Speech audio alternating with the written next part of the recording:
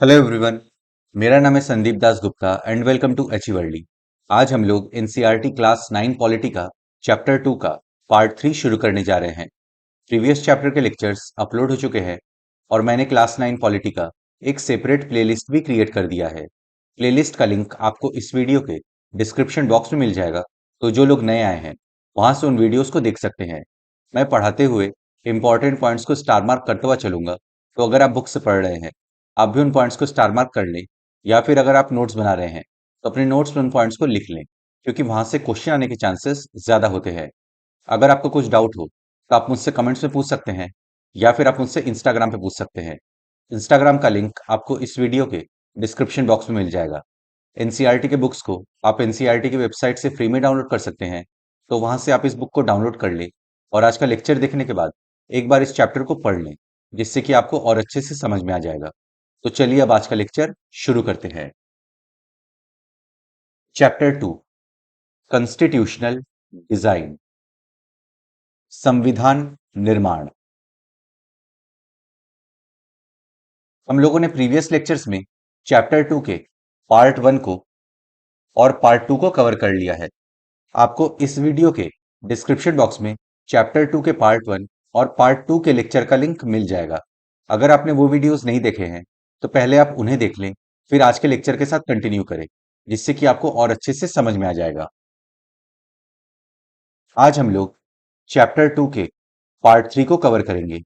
इसमें हम लोग इन टॉपिक्स को एक एक करके डिटेल में समझेंगे। तो चलिए अब आज का लेक्चर शुरू करते हैं। Guiding values of the Indian constitution, भारतीय संविधान के बुनियादी मूल्य। The dream and the promise, सपने और वायदे। Mahatma Gandhi was not a member of the Constituent Assembly, yet there were many members who followed his vision. Mahatma Gandhi ji constituent assembly के मेंबर नहीं थे, बट कॉन्स्टिट्यूएंट असेंबली में ऐसे कई मेंबर्स थे जो गांधीयन प्रिंसिपल को फॉलो करते थे, गांधीवादी थे। महात्मा गांधी संविधान सभा के सदस्य नहीं थे, पर संविधान सभा के अनेक सदस्य उनके विचारों के अनुयायी थे। Years ago, writing in his magazine Young India in 1931, he had spelled out what he wanted the constitution to do. 1931 में अपनी पत्रिका यंग इंडिया में गांधी जी ने लिखा था कि उन्हें कैसा संविधान चाहिए। 1931 में अपनी पत्रिका यंग इंडिया में उन्होंने संविधान से अपनी अपेक्षा के बारे में लिखा था। I shall strive for a constitution which will release India from all thraldom and patronage. I shall work for an India in which the poorest shall feel that it is their country, in whose making they have an effective voice. An India in which there shall be no high class and low class of people. An India in which all communities shall live in perfect harmony. महात्मा गांधी जी ने लिखा था कि उन्हें एक ऐसा संविधान चाहिए जो भारत को गुलामी और अधीनता से मुक्त करे। उन्हें एक ऐसा भारत चाहिए था जिसमें भारत के सबसे गरीब व्यक्ति भी भारत को अपना माने और उन्हें लगे कि देश को बनाने में उनकी भी भागीदारी है। गांधी जी को एक ऐसा भारत चाहिए था जिसमें ना कोई हाई क्लास का व्यक्ति हो और ना ही कोई लो क्लास का व्यक्ति हो, सब बराबर हो। उन्हें एक ऐसा भारत चाहिए था जिसमें सभी कम्युनिटीज के लोग शांतिपूर्वक एक दूसरे के साथ रहें। मैं भारत के लिए ऐसा संविधान चाहता हूं जो उसे गुलामी और अधीनता से मुक्त करे। मैं ऐसे भारत के लिए प्रयास करूंगा जिसे सबसे गरीब व्यक्ति भी अपना माने और उसे लगे कि देश को बनाने में उसकी भी भागीदारी है। ऐसा भारत जिसमें लोगों का उच्च वर्ग और निम्न वर्ग ना रहे। ऐसा भारत जिसमें सभी समुदाय के लोग पूरे मेल जोल से रहें। There can be no room in such an India for the curse of untouchability or the curse of the intoxicating drinks and drugs. महात्मा गांधी जी को एक ऐसा भारत चाहिए था जहां पर अनटचेबिलिटी जैसी चीज ना हो, शराब ड्रग्स जैसी चीजों के लिए कोई जगह ना हो। ऐसे भारत में छुआछूत या शराब और नशीली चीजों के लिए कोई जगह ना हो। Women will enjoy the same rights as men. I shall be satisfied with nothing else. Gandhi ji ने लिखा था कि जो अधिकार पुरुषों के पास हैं, वही अधिकार महिलाओं के पास भी होने चाहिए। इससे कम में मैं संतुष्ट नहीं होऊंगा। औरतों को भी मर्दों जैसे अधिकार हो, मैं इससे कम पर संतुष्ट नहीं होऊंगा। This dream of an India that has eliminated inequality was shared by Dr. Ambedkar, who played a key role in the making of the Constitution, but he had a different understanding of how inequalities could be removed. Bharat से discrimination in equality को खत्म करने का सपना doctor B are Ambedkar ji भी देखते थे। Doctor B are Ambedkar ji ने संविधान निर्माण में एक महत्वपूर्ण भूमिका निभाई थी। इन इक्वलिटी को कैसे खत्म करना है, इसके बारे में उनके विचार दूसरों से अलग थे। भेदभाव और गैर बराबरी मुक्त भारत का सपना डॉक्टर अंबेडकर के मन में भी था, जिन्होंने संविधान निर्माण में महत्वपूर्ण भूमिका निभाई। असमानता कैसे दूर की जा सकती है, इस बारे में उनके विचार दूसरों से अलग थे। He often bitterly criticized Mahatma Gandhi and his vision. उन्होंने अक्सर गांधी और उनके नजरिए की कटु आलोचना की। In his concluding speech to the Constituent Assembly, he stated his anxiety very clearly. Constituent assembly के कॉन्क्लूडिंग स्पीच में doctor B are Ambedkar ji ने अपनी चिंताओं को क्लियरली कहा था। संविधान सभा में दिए गए अपने अंतिम भाषण में उन्होंने अपनी चिंताओं को बहुत स्पष्ट ढंग से रखा था।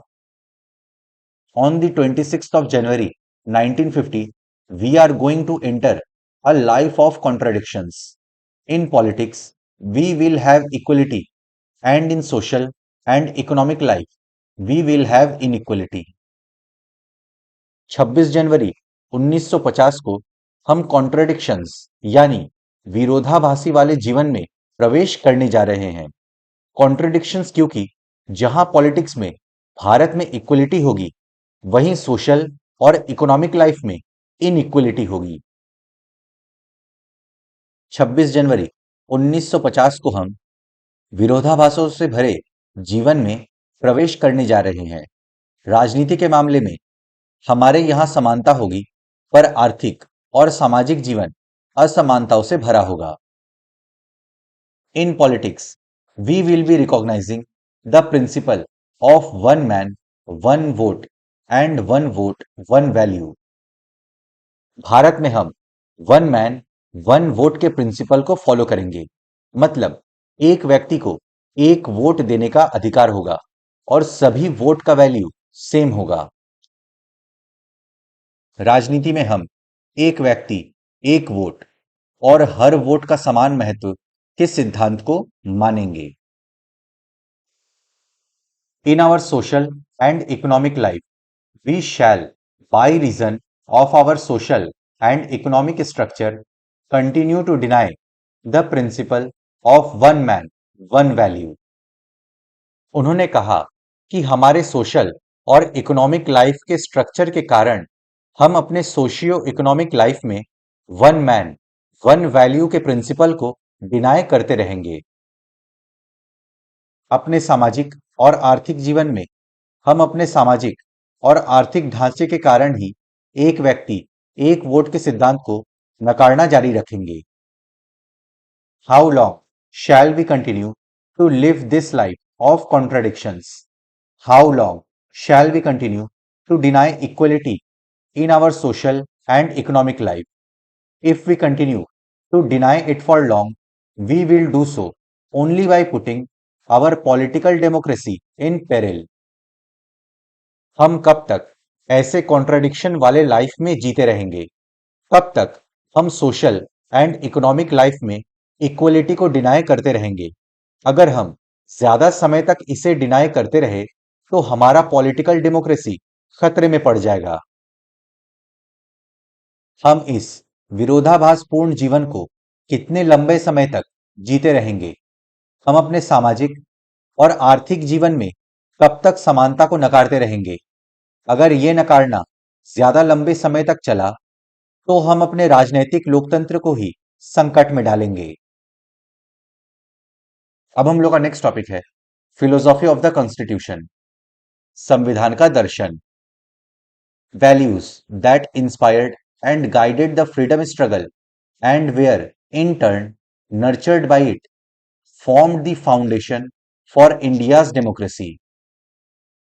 फ्रीडम स्ट्रगल के दौरान जिन वैल्यूज ने लोगों को गाइड किया था, लोगों को इंस्पायर किया था, बाद में लोगों ने इन्हीं वैल्यूज को भारतीय लोकतंत्र का आधार बनाया।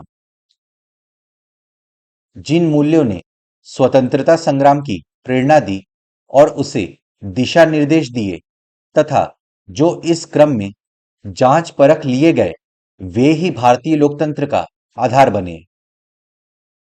These values are embedded in the preamble of the Indian Constitution. They guide all the articles of the Indian Constitution. In values को इंडियन कॉन्स्टिट्यूशन के प्रियम्बल यानी प्रस्तावना में शामिल किया गया है। इन्हीं वैल्यूज के अकॉर्डिंग इंडियन कॉन्स्टिट्यूशन के आर्टिकल्स बने हैं। भारतीय संविधान की प्रस्तावना में इन्हें शामिल किया गया। भारतीय संविधान की सारी धाराएं इन्हीं के अनुरूप बनी हैं। The constitution begins with a short statement of its basic values. This is called the preamble to the Constitution. हमारा संविधान एक शॉर्ट स्टेटमेंट के साथ शुरू होता है जिसमें सारे बेसिक वैल्यूज लिखे हुए हैं। इसी को संविधान का प्रियम्बल यानी प्रस्तावना कहते हैं। संविधान की शुरुआत बुनियादी मूल्यों की एक छोटी सी उद्देशिका के साथ होती है। इसे संविधान की प्रस्तावना या उद्देशिका कहते हैं। Taking inspiration from American model, most countries in the contemporary world have chosen to begin their constitutions with a preamble. American model of constitution से इंस्पायर होकर समकालीन दुनिया के मोस्ट ऑफ द कंट्रीज ने अपने कॉन्स्टिट्यूशन की शुरुआत प्रियम्बल के साथ करते हैं।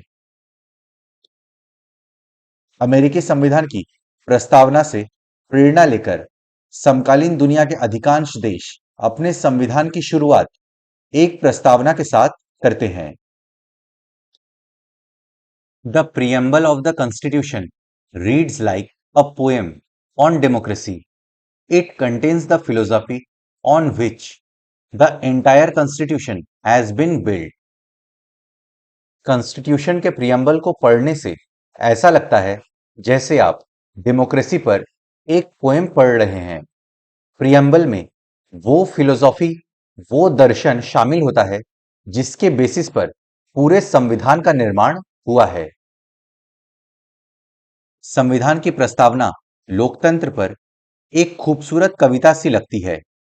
इसमें वो दर्शन शामिल हैं जिस पर पूरे संविधान का निर्माण हुआ है। It provides a standard to examine and evaluate any law and action of government to find out whether it is good और बैड।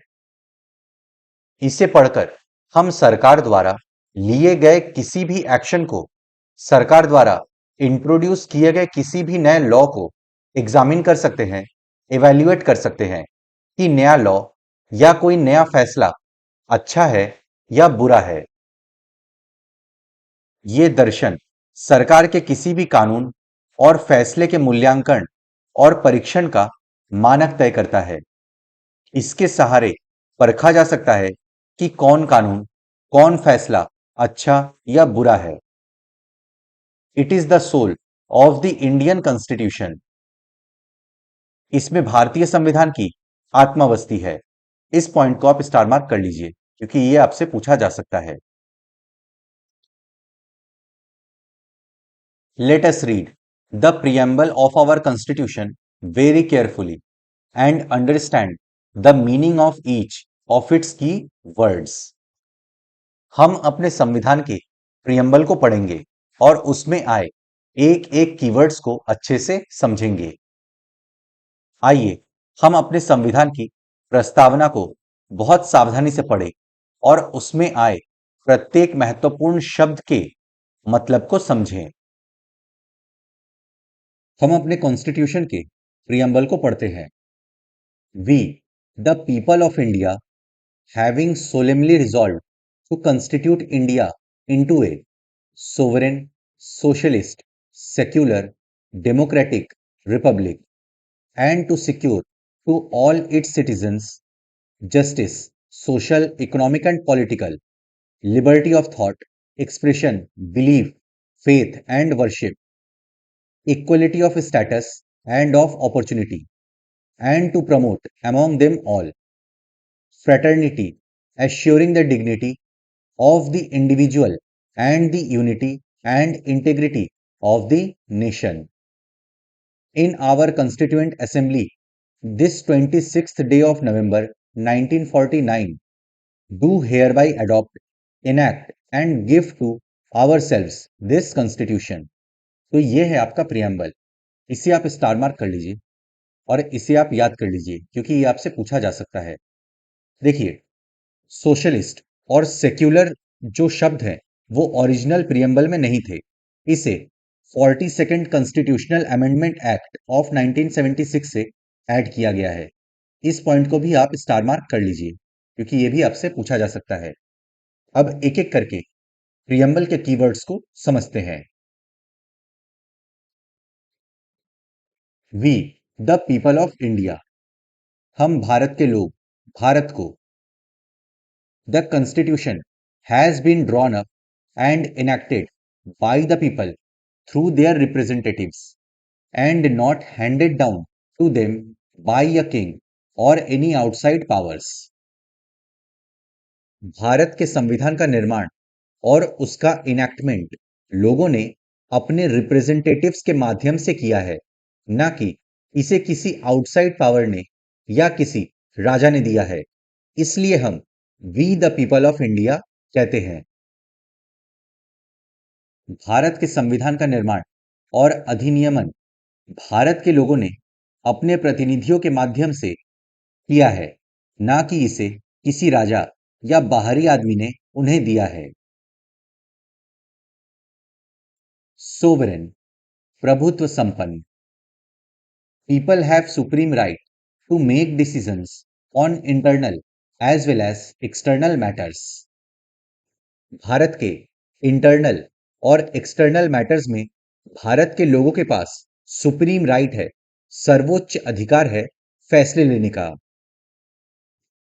लोगों को अपने से जुड़े हर मामले में फैसला करने का सर्वोच्च अधिकार है। No external power can dictate the government of India. कोई भी एक्सटर्नल पावर इंडियन गवर्नमेंट को डिक्टेट नहीं कर सकती कि कैसे काम करना है, इसलिए हम सोवरेन हैं। कोई भी बाहरी शक्ति भारत की सरकार को आदेश नहीं दे सकती। Socialist, Samajwadi. Wealth is generated socially and should be shared equally by society. Society में वेल्थ सामूहिक रूप से पैदा होता है, मतलब लोगों के द्वारा जनरेट होता है, तो इस वेल्थ को लोगों के बीच यानी सोसाइटी में इक्वली शेयर किया जाना चाहिए। समाज में संपदा सामूहिक रूप से पैदा होती है और समाज में उसका बंटवारा समानता के साथ होना चाहिए। Government should regulate the ownership of land and industry to reduce socio-economic inequalities. Government को लैंड और इंडस्ट्री के ओनरशिप को रेगुलेट करना चाहिए ताकि सोशियो इकोनॉमिक इनइक्वलिटीज कम हो।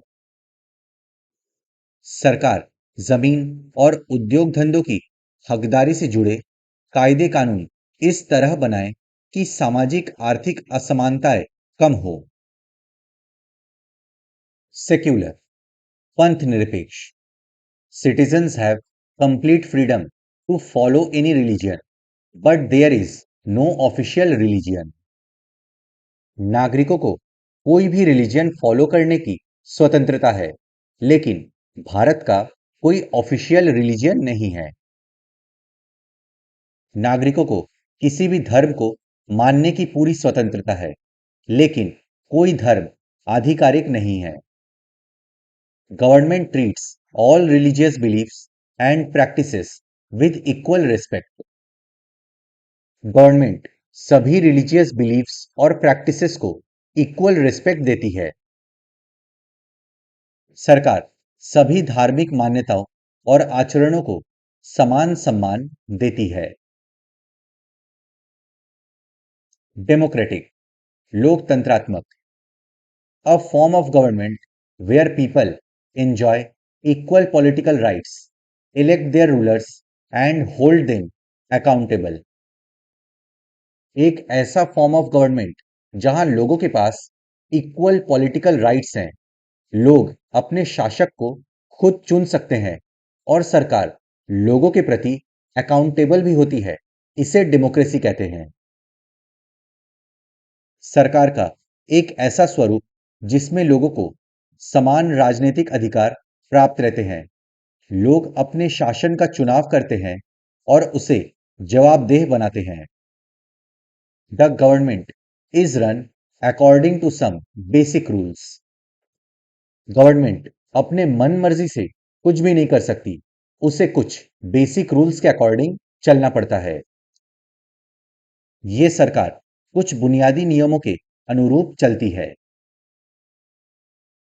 रिपब्लिक, गणराज्य, the head of the state is an elected person and not a hereditary position. Republic मतलब जो हेड ऑफ द स्टेट है वो लोगों द्वारा चुना हुआ व्यक्ति होगा, कोई हेरिडिटरी पोजीशन वाला नहीं। शासन का प्रमुख लोगों द्वारा चुना हुआ व्यक्ति होगा, ना कि किसी वंश या राज खानदान का। लिबर्टी, स्वतंत्रता, there are no unreasonable restrictions on the citizens in what they think, how they wish to express their thoughts and the way they wish to follow up their thoughts in action. Citizen कैसे सोचे, अपने विचारों को कैसे express करे, अपने विचारों पे कैसे एक्शन ले, इस पे कोई अनरीजनेबल रिस्ट्रिक्शंस नहीं है, लेकिन इसका मतलब ये नहीं है कि सिटीजन अपने मन मर्जी से कुछ भी कर सकते हैं। नागरिक को बेसिक रूल्स एंड लॉज के दायरे में रहकर काम करना होगा। नागरिक कैसे सोचे, किस तरह अपने विचारों को अभिव्यक्त करे और अपने विचारों पर किस तरह अमल करे, इस पर कोई अनुचित पाबंदी नहीं है। जस्टिस, न्याय, citizens cannot be discriminated on the grounds of caste, religion and gender. Citizens के साथ on the basis of caste, religion and gender discrimination नहीं किया जा सकता। नागरिकों के साथ उनकी जाति, धर्म और लिंग के आधार पर भेदभाव नहीं किया जा सकता। Social inequalities have to be reduced. Social inequalities को कम करना होगा। सामाजिक असमानताओं को कम करना होगा। Government should work for the welfare of all, especially of the disadvantaged groups. सरकार को लोगों के वेलफेयर के लिए काम करना चाहिए, स्पेशली डिसएडवांटेज ग्रुप्स के लिए। सरकार को सभी के कल्याण, विशेषकर वंचित समूहों के कल्याण के लिए काम करना चाहिए। इक्वलिटी, समता, all are equal before the law, the traditional social inequalities have to be ended. कानून के समक्ष सभी लोग बराबर हैं। समाज में व्याप्त ट्रेडिशनल इनइक्वलिटीज को खत्म करना होगा। कानून के समक्ष सभी लोग समान हैं। पहले से चली आ रही सामाजिक असमानताओं को समाप्त होना होगा। The government should ensure equal opportunity for all. सरकार सभी सिटीजन को इक्वल अपॉर्चुनिटी प्रोवाइड करने की व्यवस्था करे। सरकार हर नागरिक को समान अवसर उपलब्ध कराने की व्यवस्था करे। फ्रेटर्निटी, बंधुता, all of us should behave as if we are members of the same family। हम सब लोगों को ऐसे बिहेव करना चाहिए जैसे हम सब एक सेम फैमिली के मेंबर्स हैं। हम सभी ऐसा आचरण करें जैसे कि हम एक परिवार के सदस्य हों। No one should treat a fellow citizen as inferior. कोई भी नागरिक दूसरे नागरिक को खुद से इंफीरियर ना माने। कोई भी नागरिक किसी दूसरे नागरिक को अपने से कमतर ना माने। अब हम लोग का नेक्स्ट टॉपिक है इंस्टीट्यूशनल डिजाइन, संस्थाओं का स्वरूप।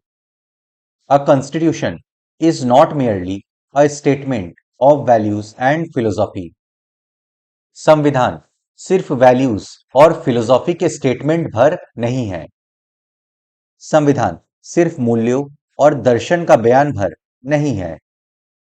As we noted above, a constitution is mainly about embodying these values into institutional arrangements।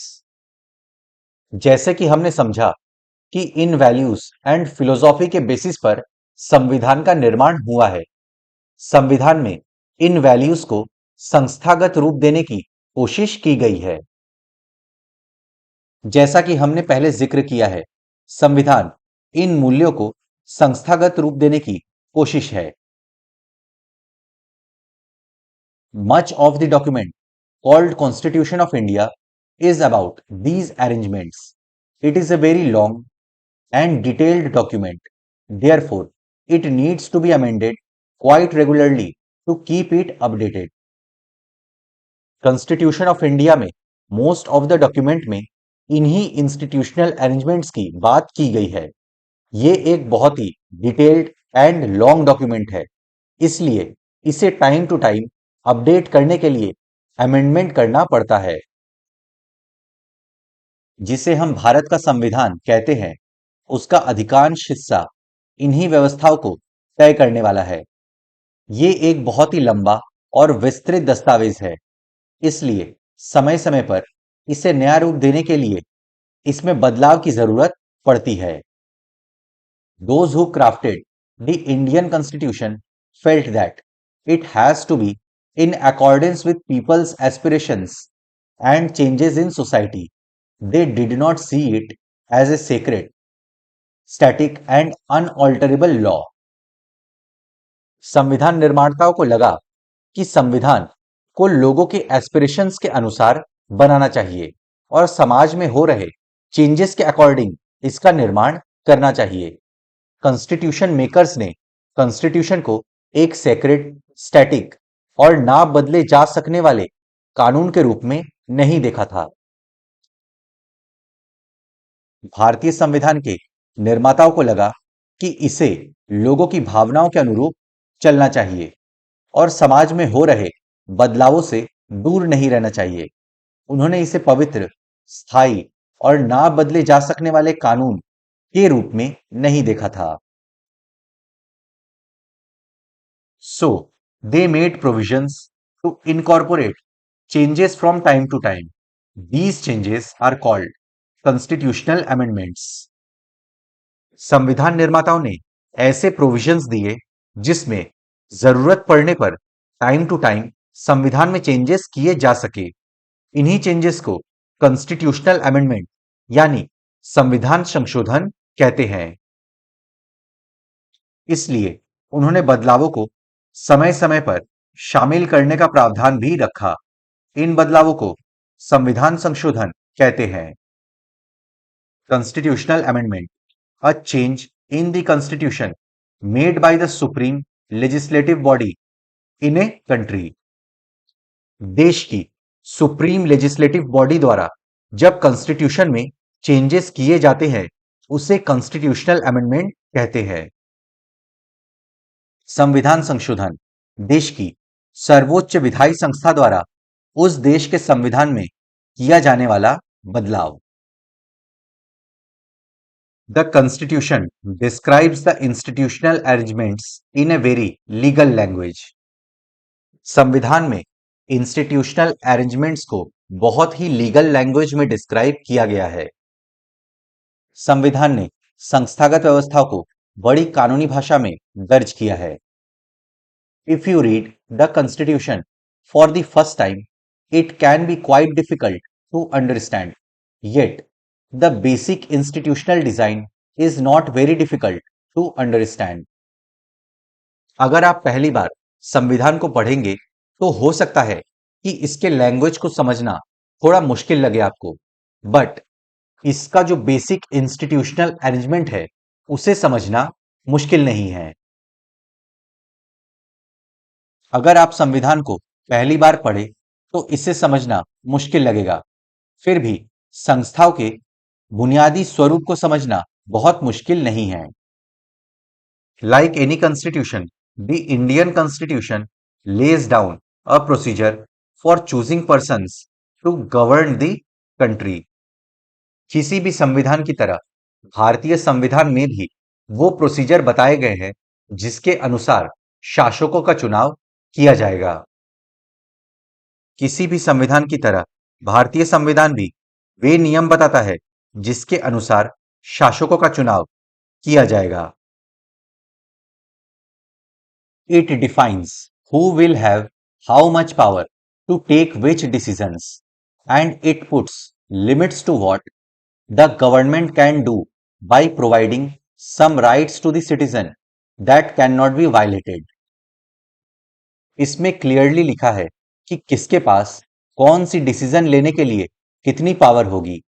संविधान में नागरिकों को कुछ बेसिक राइट्स प्रोवाइड किए गए हैं जिसके दायरे में रहकर गवर्नमेंट को काम करना होता है। गवर्नमेंट इन राइट्स को वायलेट नहीं कर सकती। इसमें स्पष्ट लिखा है कि किसके पास कितनी शक्ति होगी और कौन किस बारे में फैसले लेगा। साथ ही संविधान नागरिकों को कुछ स्पष्ट अधिकार देकर सरकार के लिए लक्ष्मण रेखा तय कर देता है कि सरकार इससे आगे नहीं बढ़ सकती। The remaining 3 chapters in this book are about these 3 aspects of the working of Indian Constitution. पुस्तक के शेष 3 अध्याय भारतीय संविधान के इन्हीं 3 पक्षों के बारे में हैं।